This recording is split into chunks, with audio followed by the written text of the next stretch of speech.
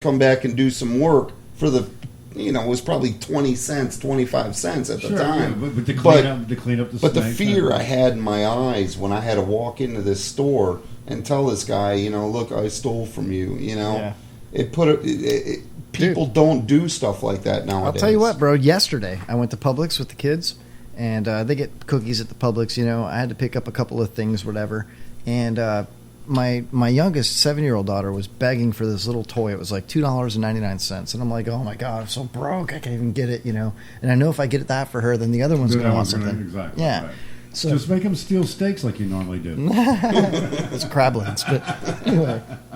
So, did you guys enjoy those crab legs anyway? No, they were great. That was the best barbecue I've ever been to the other day. Chuck still broke out in hives. Yeah. Well, I took that EpiPen and I put it right in his butthole. I think it's good.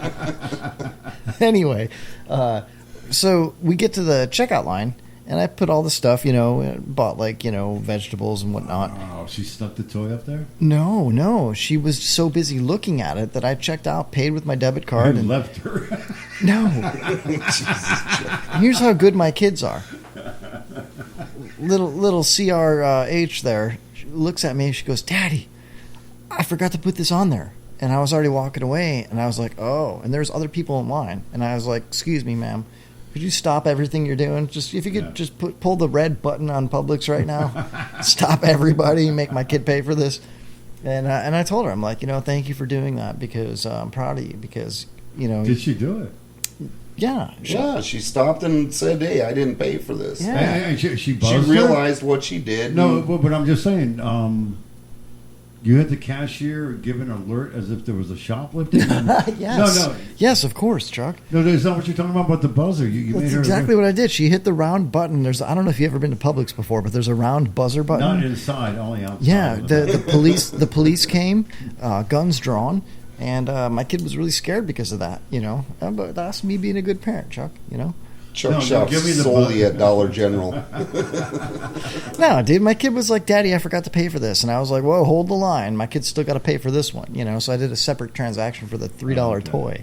And then as we walked out, I was like, thank you for saying that because, I would have been really mad if we got in the car and you had that without paying, and I would have made you march back in there and explain yourself. And, why don't you just set her up next time? Set her up next time. Put something in her pocket. Here's the problem with it. There's too many parents. There's too many parents in America that would have walked out of the store, saw that, and been like, woohoo. All right, let's go. Come on, with it. and not explain the difference. Right. It's like if you go to a teller and you're dealing with some 18-year-old girl and she gives you $20 back extra change. Right. You give it back to her. It's good. That poor girl's going to have to pay for it. Sure. It doesn't matter if it's a young girl, an old person, Okay, young person. I have a confession. Well, everybody's looking for an angle nowadays. Everybody wants easy money. Everybody wants to be a hipster or a drug dealer. Let me or a ask you gangster, this. Let me have your all opinion. easy money. Let me have your opinion, Chuck, and Jay, and Pops. If you were to go to Walmart and buy a 12-pack of Sam Adams, I'm not saying that I would ever do that, but if you were to do that, okay, Right. and the lady rings it up and then thought she rang it up twice, and so she voided it, and you don't know what the hell she's doing on her side of the counter, and everything gets boxed up in your cart, you spend $80 and you leave and you get your receipt and you look when you get home and you realize that she rang up your Sam Adams and then deleted it and voided it. Now, do you go back and pay for that? No. That's a different story. Thank you. That's Walmart paying that. That's not. Well, that's not shortchanging. We're still paying it in the long run. Well, okay, I got a. Well, hold on. Everybody enjoy Sam Adams tonight. Okay. Thank you. No, I got a similar story. One of my homeless buddies went to Walmart the other day and did some somewhat of in decent shopping, and got home and was missing an item. Well, this individual went back to Walmart and told him this item was missing, and they gave him this item, and then he went home and he found this item. Now, I thought he was homeless, Chuck. You said he went home and found. He went to his camp. He went to his camp and he found this item. Now, this item's been sitting on this tree stump now for like 3 or 4 days, with all the intention to go back to Walmart and speak to the return lady and say, hey, I was wrong. Now, this is only like a $3 item, but this individual's full intentions are to do that. It just hasn't happened yet. Why do I feel this story is so about you, Chuck? It's a single condom. You can buy them singly nowadays. What? No, you can't. We're on. I mean, I'll sell you one. We're on radio, but I'm doing the fingers thing. It was one of Chuck's friends. All right. All right. So, news story number 2 in Fairfax, Virginia. Oh, I grew up right near Fairfax. All right. Cool. Authorities in Virginia said a man is facing charges, and Chuck, you'll appreciate this, and I can tell that you grew up here. I did. I grew up like 30 miles away from there. Well, all right, or maybe 15 feet below there. Authorities in Virginia said a man is facing charges after officials discovered he was living in a literal man cave 15 feet underneath a Fairfax City Park.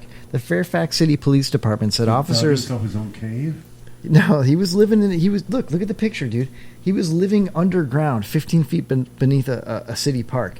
The Fairfax City Police Department said officers investigating a tip from members of the public discovered the entrance to a 15-foot deep tunnel covered with leaves and plywood in Van Dyck Park. Investigators... Just popped his head up, makes some money, and goes back home.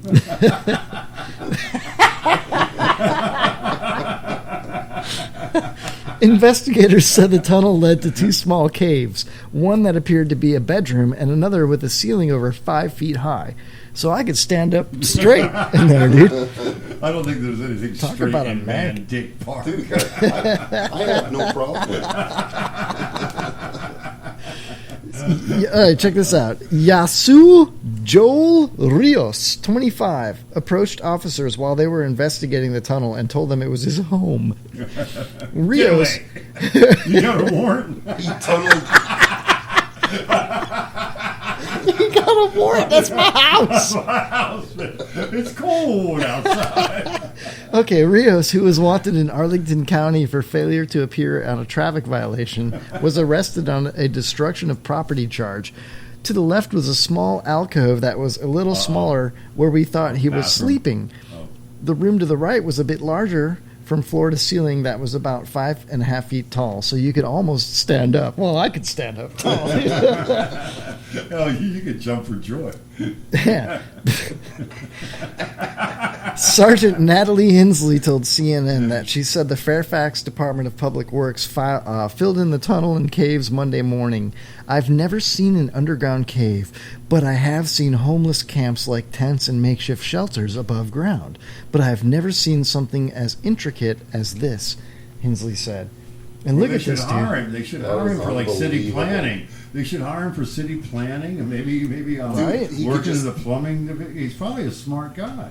Yeah. No, I think they need to worry. This guy could tunnel underneath Trump's wall. I'm telling you right now. He'll live under it, dude. Yeah. He should be marked on it. But you think about this. This is smart design to get away from the elements. Why aren't more homeless people doing this? I don't know. Let Pops talk. What's up, Pops? The guy had a roof over his head.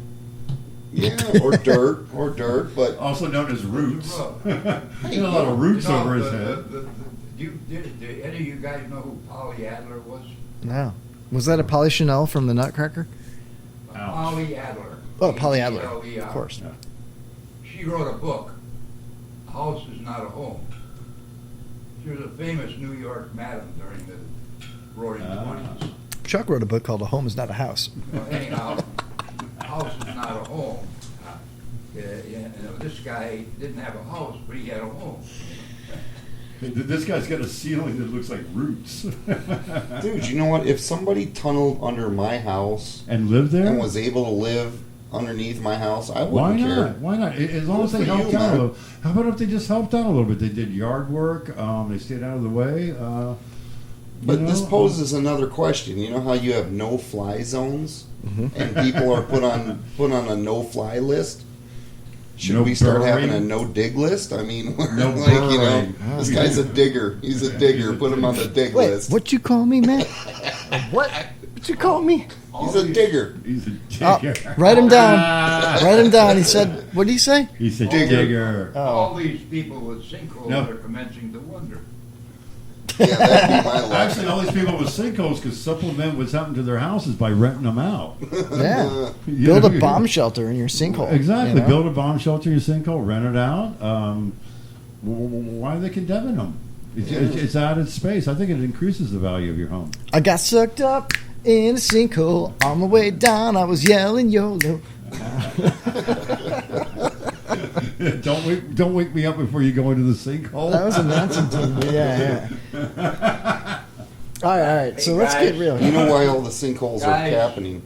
Before we go on to the next subject, and before I forget, I'd like to just take a second to drop back to the other one. Yeah. About if I take it and I get caught, or if my dad's looking at me.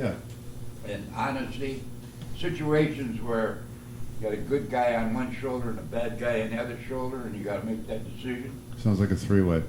It depends upon whether you're a parent or a grandparent or and whatever. But you guys are parents, Chuck. I have apparently issues.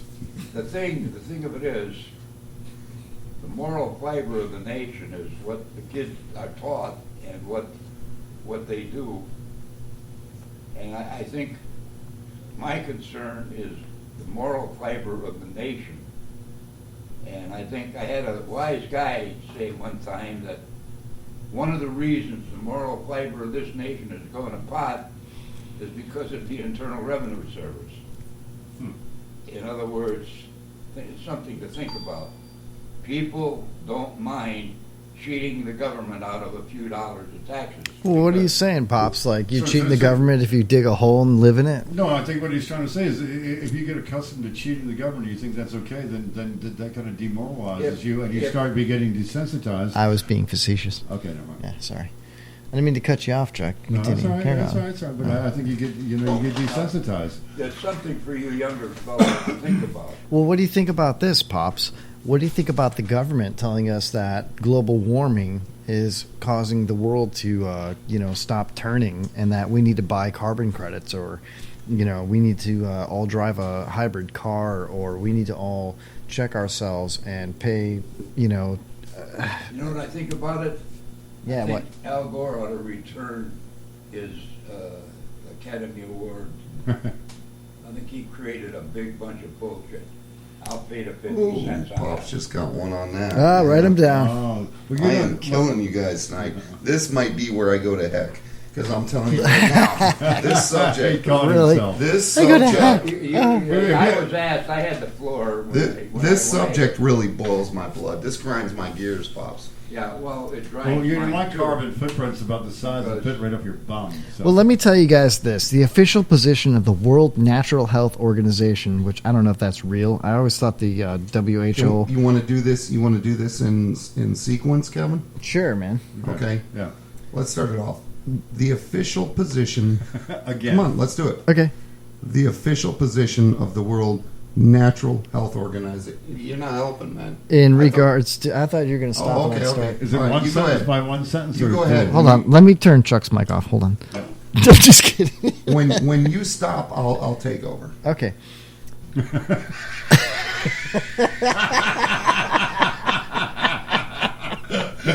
All right. The official position of the World Natural Health Organization in regards to global warming is that there is no global warming.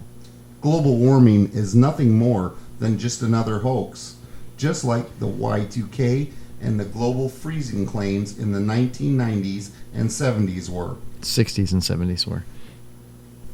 That's what I said, 60s and 70s. Yeah, you said 90s, but that's okay. All this money we put into these prompters. Global warming is being used to generate fear and panic. Those behind this movement are using it to control people's lives and for financial gain. I'm telling you what, the biggest thing, the problem that I have right now with the entire global warming issue is the left side is using this as a serious issue. Bernie Sanders is going to a point to saying that that is what is fueling terrorism. He's blaming terrorism on global warming. It's clearly accurate, bro. It's really hot over there. Oh my god, Dude, it's hot in Florida, but I don't want to chop Chuck's head off. I do. Yeah. I totally do. I would chop it off right now if I could. My understanding of the jihads are all based upon how many four-leaf clovers you find in a backyard. What? That's what I'm just saying. It's so obscure. His comment is, it's pretzel logic. Oh, I took you seriously. I was like, I got a lot of 4-leaf clovers, man. I got to mow my lawn. If I don't mow my lawn, people are going to die. Yeah, this is a serious issue here, guys. You guys,